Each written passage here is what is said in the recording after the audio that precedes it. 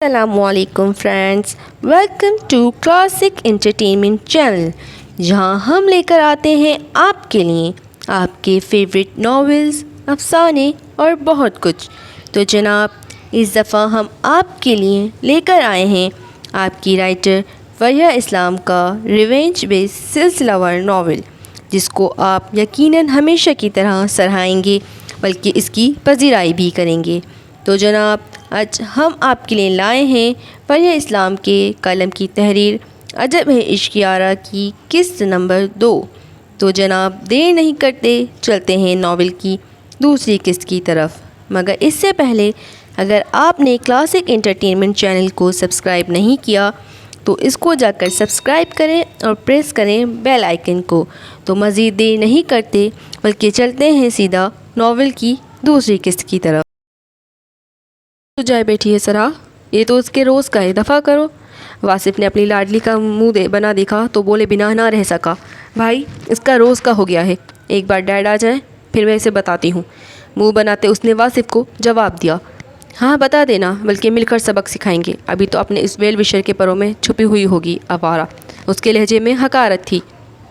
بالکل صحیح کہہ رہا ہے واصف، خبردار جو اس ذلیل عورت کی بیٹی کے لیے خود کو اداس کرنے کی کوشش کی، ایک بار گھر آ جائے پھر سارے قصبل نکلواتی ہوں اس کے۔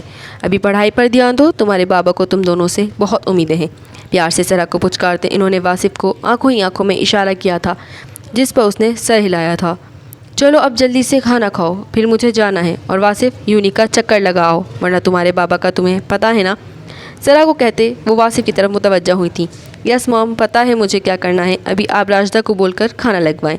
اس کے بولنے پر انہوں نے سر ہلایا تھا۔ ہاں میں نے اسے بول دیا ہے، تم لوگ جلدی سے آ جاؤ۔ ان دونوں کو بلاوا دیتی وہ خود موبائل کان سے لگائے اپنے کمرے کی طرف بڑھی تھیں اور آ کر دروازہ بند کیا تھا۔ اے رہا، میری بچی کے ساتھ ٹھیک نہیں کیا تم نے، اب بچ کر رہو مجھ سے، خود سے کہتے انہوں نے موبائل زور سے بیٹ پر پٹکا تھا۔ وہ آج سے 17 سال پہلے اس گھر میں آئی تھیں اپنے 2 بچوں کے ساتھ۔ جمیل کاظمی ان کی پہلی محبت تھے، وہ دونوں ایک ساتھ پڑھتے تھے، ہر جگہ ایک ساتھ پائے جاتے تھے۔ ان کی محبت مثالی تھی، مگر نصیب میں ایک ہونا نہیں لکھا تھا۔ جبھی جن دنوں جمیل اپنے ماں باپ سے ملنے گئے ہوئے تھے، ان کے ماں باپ نے ان کا نکاح پھوپھی زاد سے کر دیا۔ وہ لاکھ چلائیں جھٹپٹائیں مگر سب بے سود۔ جمیل نے واپس آ کر کئی بار رابطہ کرنا چاہا، مگر سب ناممکن تھا، وقت گزرتا جا رہا تھا۔ وہ ایک بیٹے کی ماں بن گئی تھیں، مگر جمیل سے محبت، ان کے ساتھ کی خواہش ایک ناسور بن گئی تھی ان کے لیے۔ وہ روز روز ان کی یاد میں تڑپتی تھیں۔ وہ ایک بار پھر امید سے تھیں جب ان کے شوہر کا انتقال ہوا۔ وہ بے آسرا ہوئی تھیں۔ ساس نے گھر میں قدم رکھنے سے منع کر دیا تھا، کیونکہ انہیں لگتا تھا ان کی دی گئی ذہنی ٹینشن نے ان کے بیٹے کی جان لی تھی۔ ان کے ماں باپ نے بھی انہیں قصوروار ٹھہرایا، کیونکہ وہ طلاق کا مطالبہ ان کے سامنے کرتی تھیں۔ ایسے میں جب وہ ہر جگہ سے دھتکاری گئی تھیں، ان کی زندگی میں جمیل واپس آئے تھے۔ وہ جمیل سے شرمندہ تھیں، مگر وہ بنا کچھ کہے انہیں اپنے گھر لے آئے۔ وہ ان سے محبت کرتے تھے، مگر ان کے گھر آ کر انہیں ایک اور جھٹکا لگا تھا، اور وہ تھا جمیل کی بیوی، جو امید سے تھی۔ دیکھنے میں وہ بالکل آسمان سے اتری حور جیسی تھیں، خاص کر اس کی آنکھیں۔ اسے دیکھ ارمینا کے سینے پر سانپ لوٹے تھے۔ وہ کہیں سے بھی اس کا مقابلہ نہیں کر سکتی تھیں۔ اپنی اولاد کی پیدائش تک انہیں یہی رہنا تھا۔ ان دنوں واصف 5 سال کا تھا۔ جمیل صاحب نے سب سے پہلے اس کا ایڈمیشن کروایا تھا۔ وہ عائشہ سے زیادہ ارمینا کا خیال رکھتے تھے، اور وہ لبوں کو سیے بیٹھی تھیں، اپنی ہر تکلیف خود تک محدود رکھے۔ ارمینا جان بوجھ کر ان کے سامنے جمیل سے قریب ہوتی تھیں، اور پھر وہ دن بھی آیا جب جمیل نے ارمینا سے نکاح کا اعلان کر کے ان کے دل پر کاری وار کیا تھا۔ وہ ہمیشہ ایک بات سنتی آئی تھیں کہ جو ہوتا ہے اچھے کے لیے ہوتا ہے، مگر وہ جب جب اپنا آپ دیکھتی تو انہیں ایسا لگتا جو کچھ ہو رہا ہے انہیں تباہ کرنے کے لیے ہو رہا ہے۔ وہ آگے پڑھنا چاہتی تھیں، مگر ماں باپ کو ان کی شادی کی فکر تھی۔ وہ کم عمر تھیں، شادی کو لے کر ہر لڑکی کے کئی خواب ہوتے ہیں، ان کے بھی تھے۔ وہ کئی خواب آنکھوں میں سجائے جمیل کاظمی کے گھر آئی تھیں، اپنے ماں باپ کی چہی تھی، مگر پہلی رات جمیل کے رویے نے ان کے سارے خواب چکنا چور کر دیے تھے۔ ان کی ساس کہتی تھیں وقت کے ساتھ سب ٹھیک ہو جاتا ہے، مگر یہاں وقت کے ساتھ سب بگڑتا جا رہا تھا۔ ان کی ساس نے کہا اولاد ہوگی تو سب ٹھیک ہو جائے گا، مگر یہاں بھی وہ نصیب کی کھوٹی ثابت ہوئیں، جیسے سب ان کے ہاتھ سے چھوٹ گیا تھا۔ شادی کے 5 سال 6 مہینے بعد بالآخر انہیں صبر کا پھل ملا تھا، اور اللہ ان پر مہربان ہوا تھا۔ جنت ان کے قدموں میں آئی تھی۔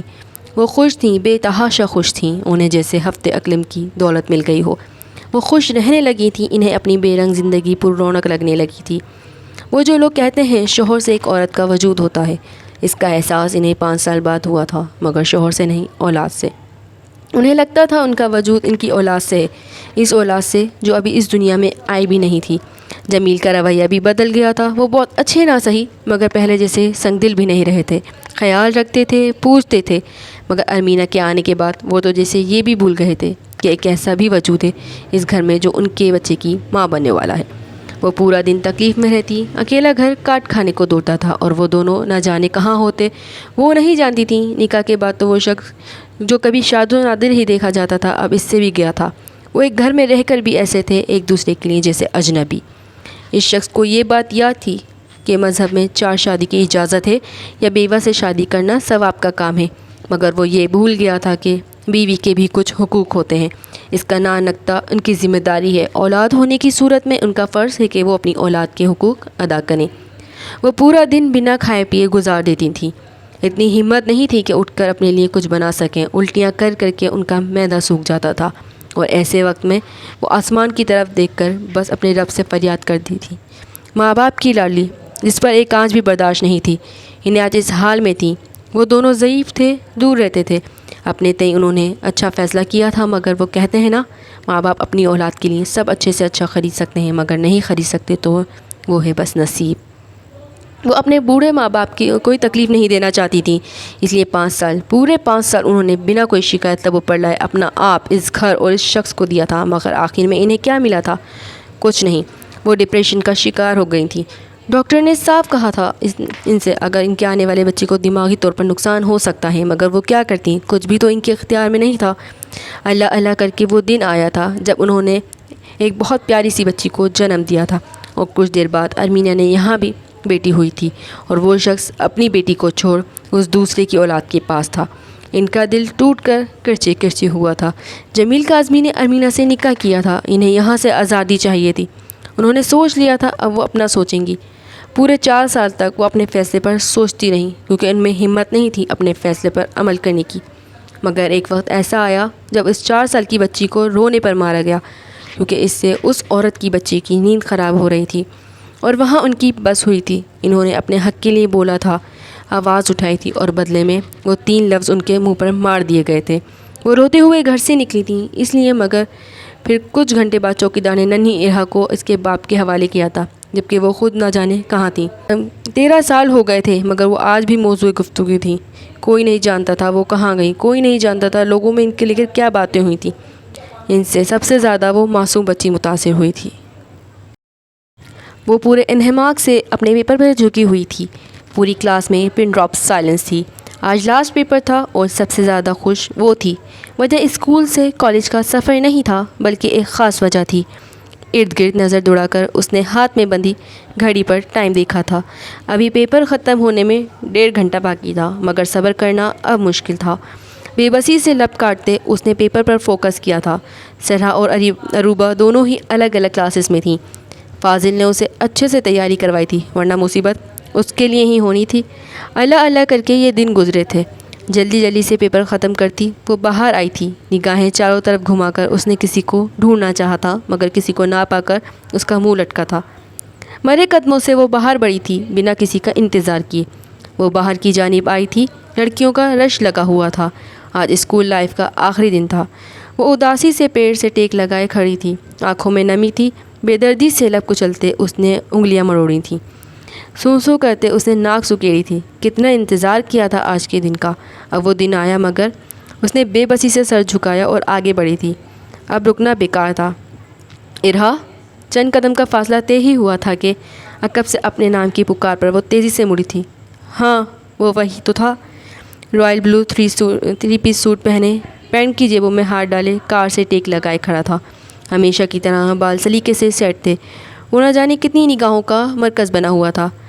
بازی، اس نے بے یقینی سے اس کا نام دہرایا تھا۔ اس کے تاثرات دیکھ وہ کھل کر مسکرایا تھا۔ تبھی وہ تیزی سے بھاگ کر اس تک پہنچی تھی۔ بازی اس کے پاس پہنچ کر وہ اس کے سینے سے لگی تھی اور اس کے گرد اپنی گرفت مضبوط کی تھی۔ وہاں موجود ہر ایک نے اس نک چڑھی لڑکی کو ایسے دیکھا تھا جو اس کے سینے سے لگی بے آواز آنسو بہا رہی تھی۔ کتنا مس کیا تھا اسے۔ ارد گرد کی پرواہ کیے بغیر بازل نے اس کے گرد حصار باندھا تھا۔ رہا، چندہ رو کیوں رہی ہو؟ آ تو گیا ہوں میں۔ اس کے بالوں کو سہلاتا وہ ہلکا سا مسکرایا تھا۔ آپ نے آج بہت اپسیٹ کیا مجھے، میں نے اتنا سارا ویٹ کیا آپ کا۔ اس کے بھیگے لہجے پر وہ دانتوں تلے لب دبا گیا۔ اب تو آ گیا ہوں نا، اب تو ہیپی ہو جاؤ۔ بازل بہزاد نے اسے بچوں کی طرح پچکارا تھا، جس پر اس نے نفی میں سر ہلایا تھا، مگر چہرہ اٹھانے سے اب بھی گریز کیا تھا۔ ریحا، اسٹاپ کرائنگ، آ گیا ہوں نا میں چندہ۔ اس کے مسلسل رونے پر وہ پریشان ہوا تھا۔ ریحا، ڈونٹ ڈو دس، اس کو خود سے عرض کرتے اس نے ریحا کا چہرہ اوپر کیا تھا۔ لمحے کو تو وہ محبوس سا لے گیا تھا، بھیگا چہرہ، بھیگی پلکیں اور گہری کالی آنکھوں میں سرخ ڈوریاں۔ کتنا مکمل حسن تھا اس کے پاس جس سے وہ انجان تھی۔ بری بات ہے، رونا بند کرو، میں بات نہیں کروں گا کبھی بھی، اس نے دھمکی دی تھی، جس پر اس نے ڈر کر فوراً سے ہاتھ کی پشت سے اپنا چہرہ صاف کیا۔ اس کا ہاتھ تھام بازل نے اسے ایسا کرنے سے روکا تھا اور جیب سے رومال نکال اس کا چہرہ صاف کیا۔ دیکھو ذرا رو رو کر کیا کر لیا، اس نے خفگی سے کہا تو وہ خفیف سا ہنس دی۔ میں نے بہت مس کیا آپ کو۔ میں نے بھی بہت مس کیا، اس کے سر پر ہاتھ رکھتے وہ مسکرایا تھا۔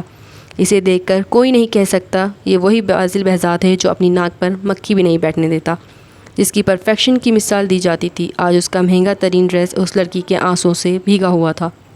میلو ڈرامہ ہو گیا ہو آپ لوگوں کا، تو مجھ غریب سے بھی مل لیں آپ۔ رودابہ کی آواز پر وہ دونوں مسکرا کر مڑے تھے۔ السلام علیکم بھائی، وہ اس کے پاس آئی تھی۔ وعلیکم السلام گڑیا، کیسی ہو؟ میں ٹھیک ہوں بھائی، آپ کیسے ہیں؟ وہ مسکرائی تھی۔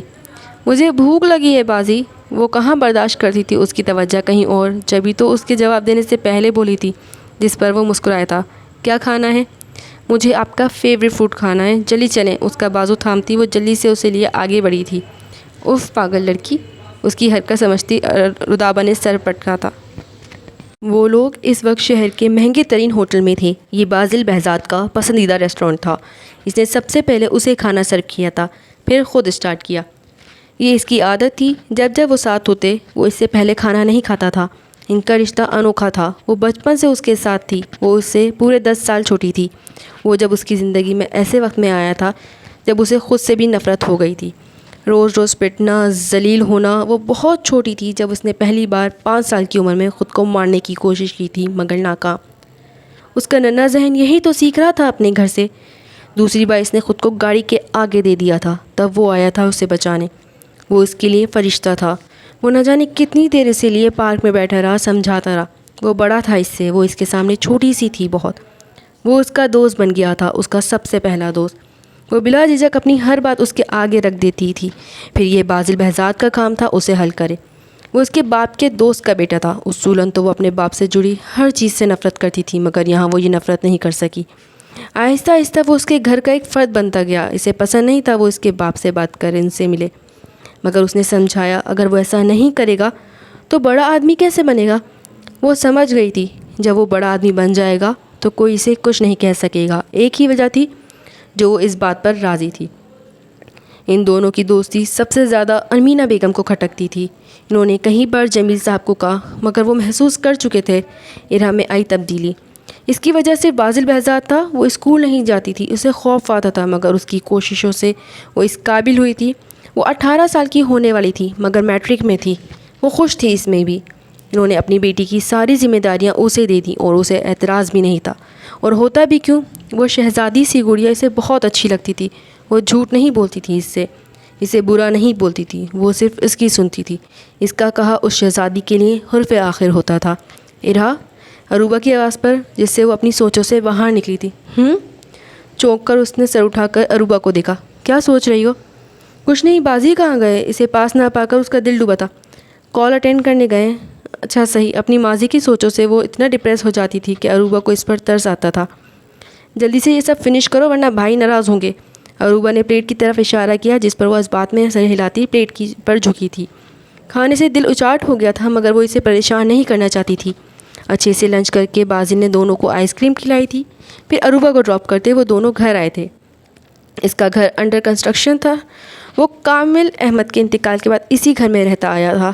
جمیل صاحب کے ساتھ اس نے اس بزنس کو سنبھالا تھا۔ اب وہ خود کا گھر بنا رہا تھا، جس کے لیے سب سے زیادہ محنت ارہا کر رہی تھی۔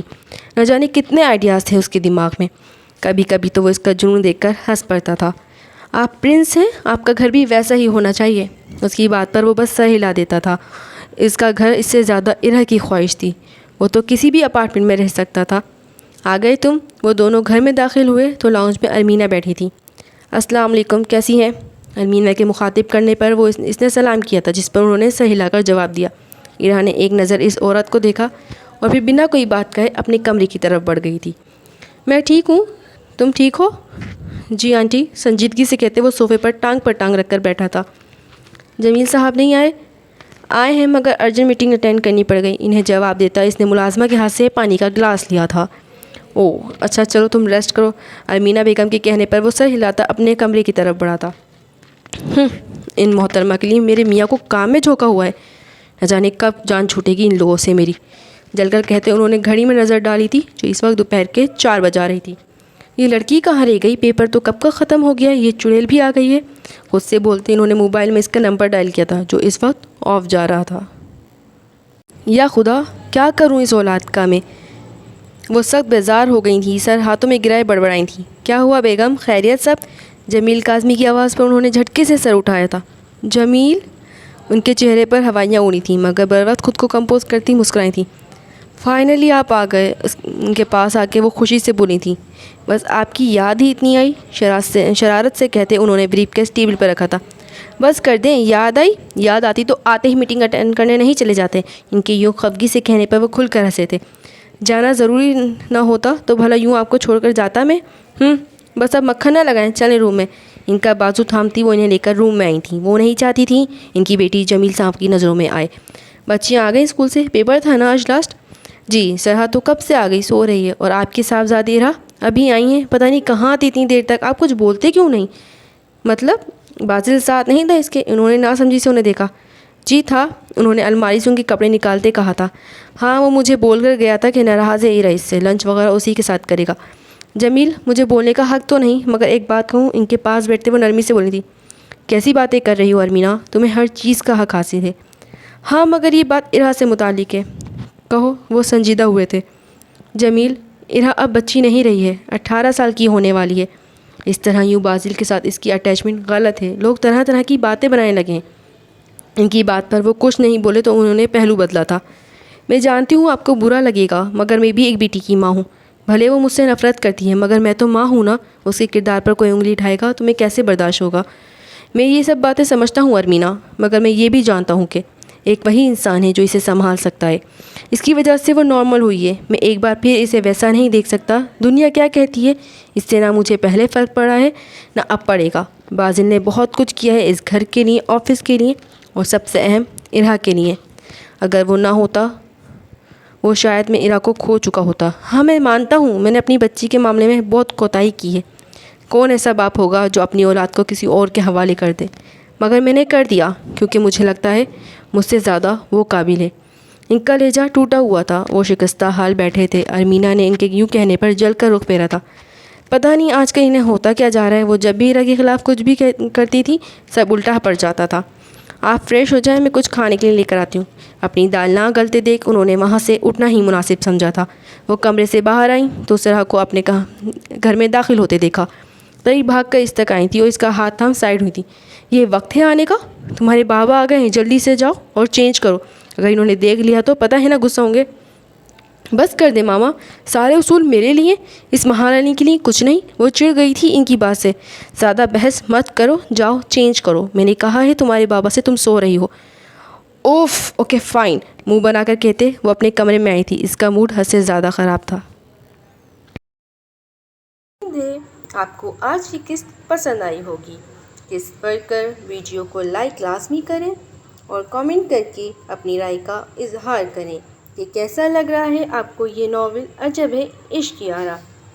اور اس کے علاوہ اگر آپ نے اس کی پچھلی قسط نہیں پڑھی ہے تو ابھی چینل کی ویڈیوز میں جا کر آپ وہ قسط پڑھ سکتے ہیں. جلد ملیں گے ایک نئی قسط کے ساتھ. تب تک کے لیے مجھے دیجیے اجازت. اللہ حافظ.